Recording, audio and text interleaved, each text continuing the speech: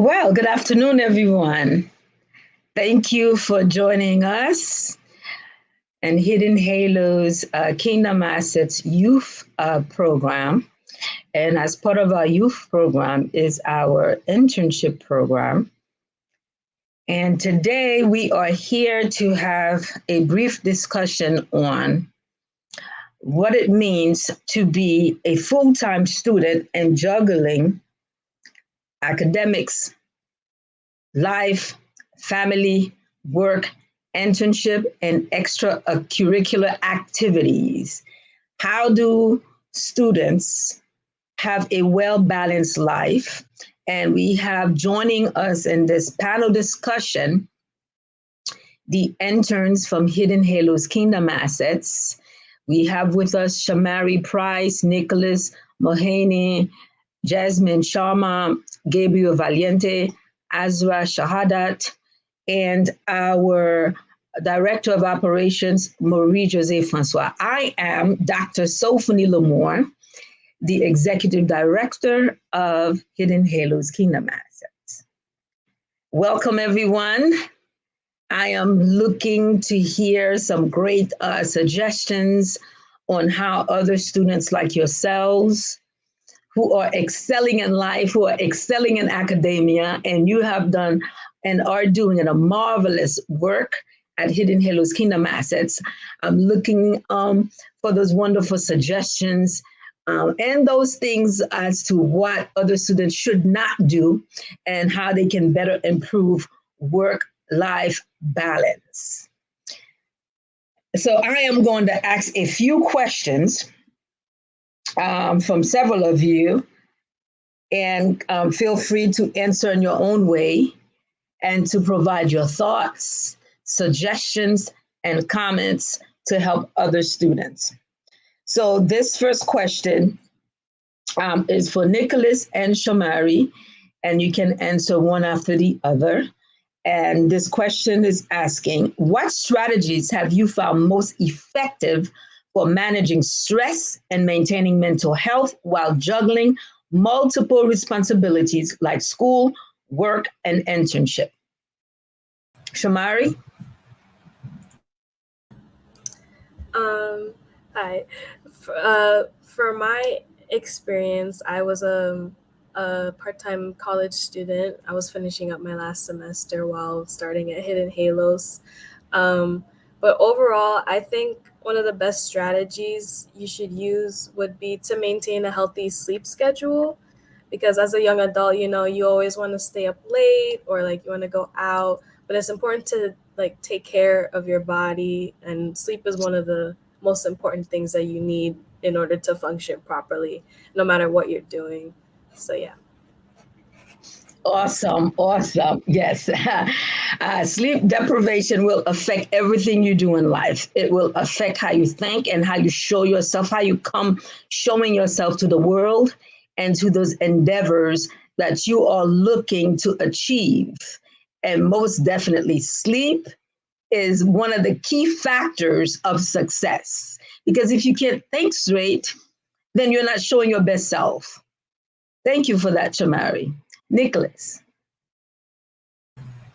Hello, everybody. I'm Nicholas. So I would say I have two good strategies to manage your mental health and stress while juggling a lot of responsibilities. I know I do that all the time. So when faced with a lot of stress, one thing you can say is you can indulge in enjoy your indulgences, but in moderation. For example, I have a very big sweet tooth, so a little bit of extra ice cream when stressed out can be a very comforting way to cope. But it's important to balance those pleasures with your responsibilities at hand, making sure you're not excessively indulging in partying or eating ice cream in my case. But another way I'd say you can cope is step away if you can. Take a mental health day if it's possible. Or for me, during my sophomore year of college, I was feeling really stressed out with working my Walgreens job 30 to 40 hours a week, along with balancing my classes. So I was able to take a gap year. I took a gap year. I kept working hard. And at the end of it, I was able to fund my first overseas vacation, in which I went to Japan. It was really fun. I was able to take a nice break while still working hard and gaining skills in the workplace. But, now I'm able to juggle my internship at Hidden Halos, school, and my job, and I have no issues. So take a mental health day every once in a while and work on yourself. And if possible, step away from your responsibilities if you're young and have a little bit of extra time in your life like me. Awesome, awesome. I like that. I like that. I like that. Take a mental health day. Now, I love that suggestion because oftentimes we hear taking mental health day in the professional life when people are working full time, but you don't often hear that concerning students. And so, yes, that is really essential to know how to give yourself a break, know when to step back, know when you need to come and be fresh and renewed. Now, Nicholas talked about comfort food. Now, I love it, and like he said, in moderation, because now what you don't want to do, is not manage your weight. Because comfort food, especially post pandemic, when everyone, has increased less physical activity, a lot of work are done online on the computer, and people tend to want to stay behind the desk. They tend to want to stay and take classes online, and most jobs now have a portion or a time where people are working from home and go to the office once in a while. Not every job maintain the physical attendance in person. And so be very careful with this comfort food, because we want to be able to manage our weight, because then that will also affect how we function. Thank you so much. Yes, he mentioned the vacation and how he's able, because he knows how to step back and be fresh and renew, then he's able to think straight and go on vacation. Vacation will do it for you. You come back, feeling more relaxed, being able to think better, more effectively, and strategize and show your best self. Awesome, awesome. These are wonderful suggestions. Okay, so now the next question is going to Jasmine and Gabriel. Can you share any tips or tools you use to create a balanced schedule that accommodates academic responsibilities, part time jobs or internships, and personal time with family and friends? And some students don't only just have a part time job, some have full time jobs and go to school part time. And then in some cases, I don't know how they do it. They're doing both things full time. Now, I mean, there are some geniuses out there, but for most of us, that's a very difficult thing to do several things full time. And some of us do it, but then again, our outcomes tend to be very different. So, Jasmine and Gabriel, you have the floor. So what I would do, like in terms of balance, is that I would prioritize my tasks. So let's say there's something that needs to be due on a certain date, I would prioritize that while also making sure that my academic responsibilities are fulfilled. So let's say I have a deadline for a certain paper and that's due before my work task, I would do the academic paper beforehand and then set aside work tasks. But also while doing so, I would set a realistic goal, because what I tend to do is that I tend to set too many things for a day. And then at the end, I'm burned out. So I do not feel like doing anything and I can't get any tasks completed because of that burnout. So I would set a realistic goal. So right now I would study. For me, what works for me is that I study in the morning a little bit and then I do my work tasks in the afternoon, because that's when my brain works. That's how I function. So I think you need to figure out what works for you and then go with that type of schedule as well. Awesome, awesome, awesome. Having a good, realistic balance and assigning tasks to yourself. Now, that's not an easy thing to do. That takes learning about you, what works for you. It's a trial and error thing, right? And so, being able to schedule, okay, on this day, I'm going to do X, Y, and Z, and on that day to avoid, burnout. I love it. I absolutely love it. And these suggestions are suggestions that will help those, especially those, who find themselves in different situations. Life changes, family situation changes. And sometimes, being able to balance the two can become a conflict. And scheduling and knowing, when is the best day to work on what, and knowing when is the time of day that you function best is essential, because some of us are morning people, some of us are night people, and some of us, we're not sure what kind of people we are. We don't know whether we're daytime, noontime, all day. And so, especially those of us who have connections internationally, some of us may have families abroad, friends abroad, and so we're trying to keep the connection, we're trying to keep the momentum, and sometimes with those communications, sometimes they don't look at the time to think about, okay, hello, it's nighttime for you, right? But it's daytime for them. They're like, oh, let me call so and so, right? And so knowing even when to shut off your phone, scheduling, your time of non-disturbance, is essential. And setting as a task, it ought to be a task. Your breaks should be a task. You ought to assign breaks to yourself throughout the day, because if you're going and going and going nonstop, you are going to run into burnout, and it will affect your GPA. It will affect even family and friends relations, because you will not be showing up to the world, to your friends, to family, to colleagues with your best self. Awesome.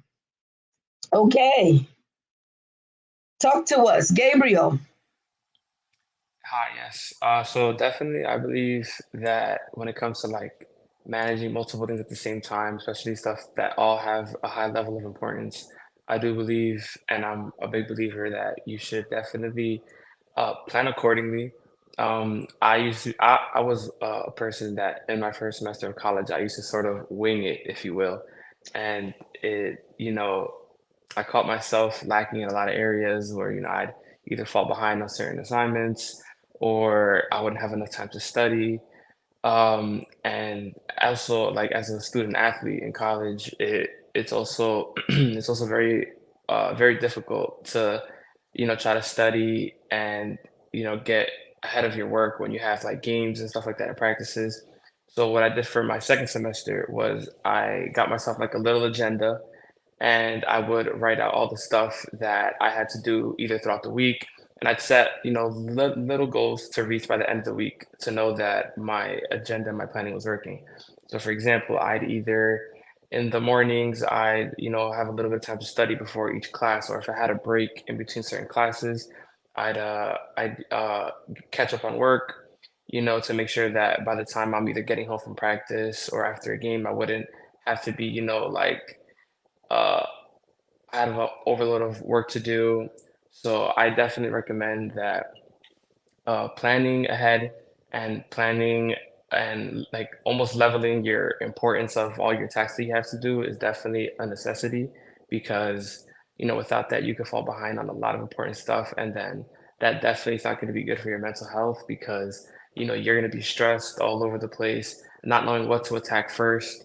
So I'm definitely one that I think people should plan ahead and try to attack those plans and make sure that they get to it in a timely fashion. Awesome. I love it. He said he used to wing it. Some of us still winging it.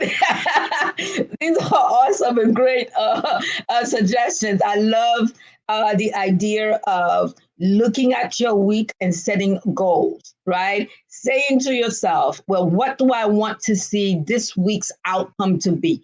Yes, I have this task, I have that task, I have that task to do. These are my responsibilities. But after I schedule what task, what responsibility that I am going to address at which point of the day, but I'm looking at the entire week.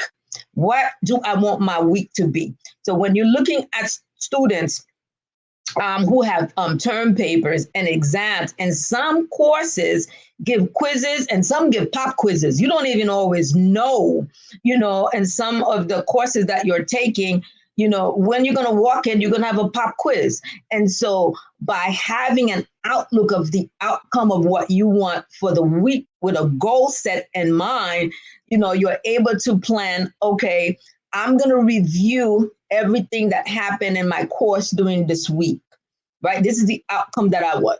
So that, automatically you should be doing that on a daily basis, right?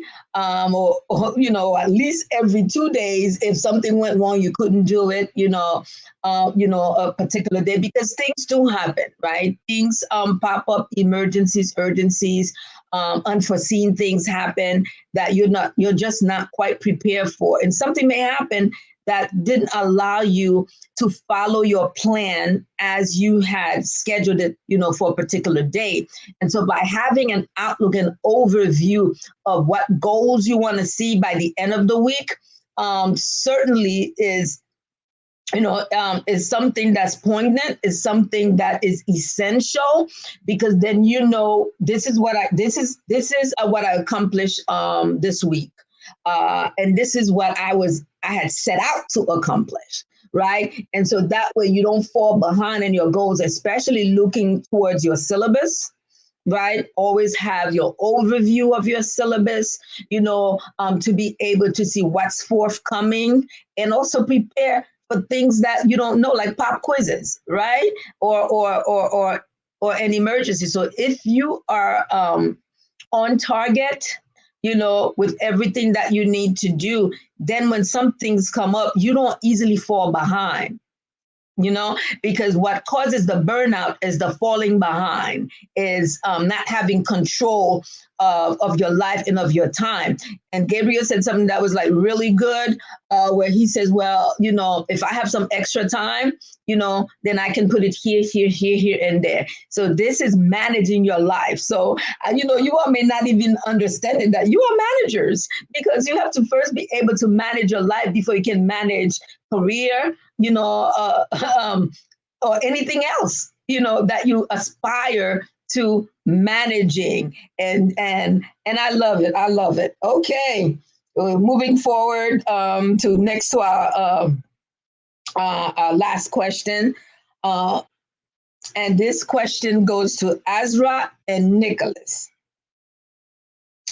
How do you prioritize your mental well-being when unexpected challenges or crises arise, such as family emergencies or intense academic deadlines? All right, Azra, you have the floor. Hi everyone, my name is Asra. So, life is unpredictable, and sometimes things happen and you have no idea, no clue. I would say we always have to be like flexible and just try to be in yourself. Don't overwhelm when things happen. It's like it's life, and sometimes it's like so hard. I personally experienced that. I was being depressed for some months too. Sometimes you're unable to do anything, so just talk to people, just talk to your friends, talk to anyone you're easy with. Seek help, just don't sit and just don't keep things to yourself, because when you keep things to yourself you get more depressed and then it affects your mental health in different ways. So when things happen, emergencies happens, it's life. Just talk, seek help, and be flexible. I would say flexibility is very helpful now to me, because if things don't go the way I planned, I always have that thing. Oh, if that didn't work out, we'll see. But just don't overwhelm yourself. And also, I would say practice mindfulness, meditations, give give some time to your personal self, like call me time, which is very important these days. And I would prefer everyone to do that. It's going to help you make your relations with others better, your study, your everything. So prioritize yourself first, seek help, and be flexible. Awesome, awesome, awesome. She talked about the taking time for me and meditation and being able to connect with yourself and being able to connect with your belief. She didn't say those words quite explicitly, but she's reminding you all students that you don't live outside of yourself, right? Um, your faith is a huge portion of your life, right? Taking time. And as you schedule all of these activities, is your faith a priority? Do you prioritize your faith? Because in prioritizing your faith and connecting with your faith is what gives you the power, the drive, the strategies, and how to be able to balance everything about your life. And she mentioned seek help, right? Seek help. You know, don't put your faith, under the carpet, right? And don't pull out your faith only when it's convenient. It should be part of your daily life. Seek help spiritually, speak help through others, and having those hard conversations and having someone that you can relate to say, hey, I'm having a difficult time with this. What do you suggest? What can I do? And sometimes just having somebody to share what you're going through is enough. Sometimes you don't even need the advice. You just need somebody who's willing to hear you, who's willing to just listen to you. And that sometimes in of itself is sufficient, right? And so that's a great segue because later on we're going to hear from Marie, who's going to be sharing about some resources, some mental health resources for students. Thank you, Azra. Awesome. Uh, Nicholas? Yeah, so definitely when confronted with an unforeseen challenge, I find it best to first breathe, take a situation step by step and analyze it as best as I can. And if I can't control it by myself or, handle it all, consult family and friends. Their perspectives can provide some nice, valuable clarity, enabling you to thoroughly assess the situation and determine the most effective course of action. But as Azra mentioned, it's also crucial to consider professional support when faced, with more significant emergencies like bereavement, or other severe crisis like failing a class or life changes. Trusted professionals like a therapist or a priest, definitely recommend a priest, can be instrumental not only in helping to manage some everyday concerns like different, helping, differences with your family members, procrastination, anger, but especially when facing, an unforeseen loss, they can help you give some guidance and provide some light in your life when you're really facing with a lot of darkness. So always consult with a professional if you don't know what to do and feeling at the end of your rope, because a lot of people in life, they know more than you. And just reach out. You're never alone, and someone will always want to give you a helping hand to reach out to help you with. Awesome, awesome. Yes, great, great suggestions for students. Um, this is a great segue as well, to some of the professional help, some of the help that are out there that you can pull on, in addition to your spiritual leader, whether it be your pastor, your priest. They will be able to help you navigate your difficulties, your challenges, and then we have other professionals who may give you other resources that you may need, because sometimes your spiritual leader may say, okay, this is the area where I can provide the spiritual support. However, maybe you may need to see a social worker. A social worker, may provide you with resources that your family needs. Some students have their own personal families, while they are juggling everything. Some have young children, and maybe that's where a social worker, may be able to step in, and provide, okay, this is a resource near your house, this is a resource, seek out this resource in school, to help you balance, and provide the added support, for your son, for your daughter, and being able to have a well-rounded balance. Um, we're going to hear from Marie, who is going to share, provide some names. And of course, for those who will be listening into this recording, of course, Marie cannot give too many details on here.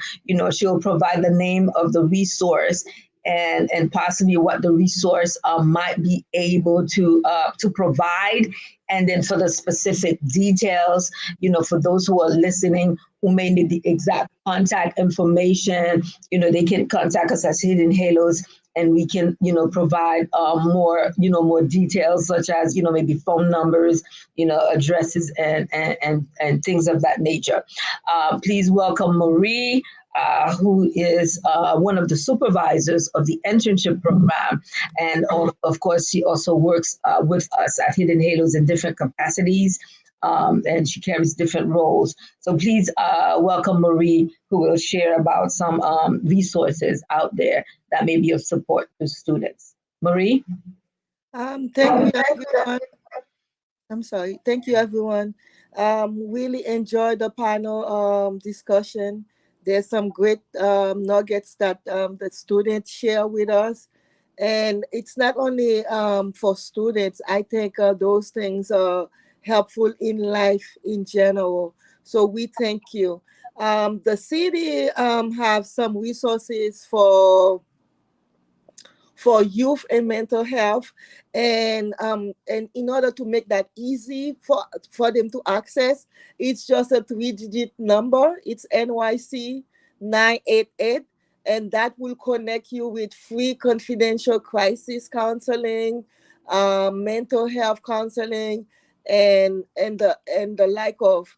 And it's the same number. If you text or you phone that number, you can use it as a chat also, to reach services from the city.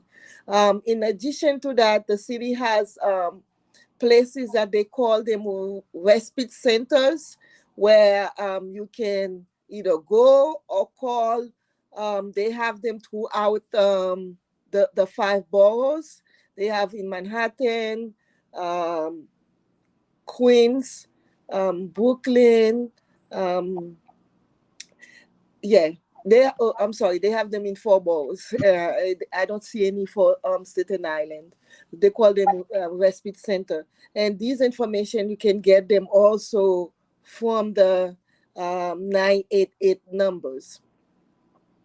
And in addition to that, New York Presbyterian they have a youth center for mental health, and you can access their services. They have a 800 number. It's 887-697-9355. That center is specifically dedicated to youth mental health. There's a National Alliance on Mental Health.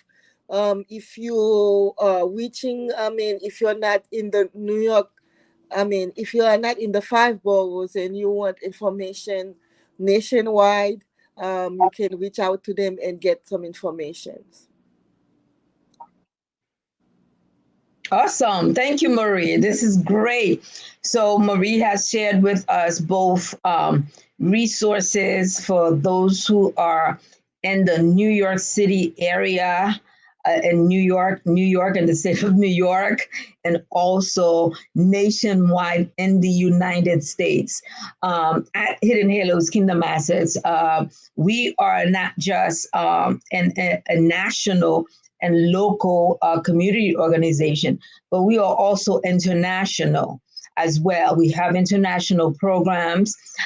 So for those of you who may be listening, who are from around the world, You may have local services where you're at, and if you don't, um, as you connect with us, because we have all of these resources where we support communities, where we support our youth and our youth programming and families and communities. Connect with us, and if there's any way that we can support you and help you connect with some services locally where you're at, we will do that. This has been an awesome panel. We have reached the end of our panel. Before we end, I would like to ask if there's anyone here who have any final comments, final thoughts that they would have to that they would like to share. Okay. If not, let me just say that you all have been wonderful young professionals in the making, young leaders in the making, and you have so much to offer. You have showcased your talents, and there are many other young people like yourselves, some who have come through Hidden Halos Kingdom Assets, some who are currently with us like yourselves, and some who will be coming to us. And we are grateful for who you are. We are grateful for what you have that you will be sharing with the world, the impact that you are making and will continue to make in your life, in your careers.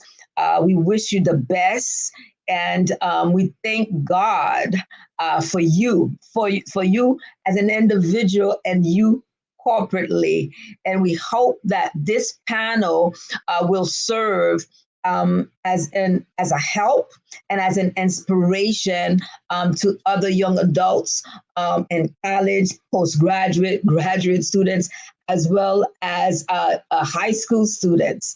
And again, we thank you for your time. We thank you for all of this wonderful suggestions of what you have shared, of the positivism of what others need to do to excel both personally and professionally and academically and living as members of a society and members in your respective families. Again, I thank you for being panelists in this wonderful mental health panel discussion on how to better balance life. Thank you.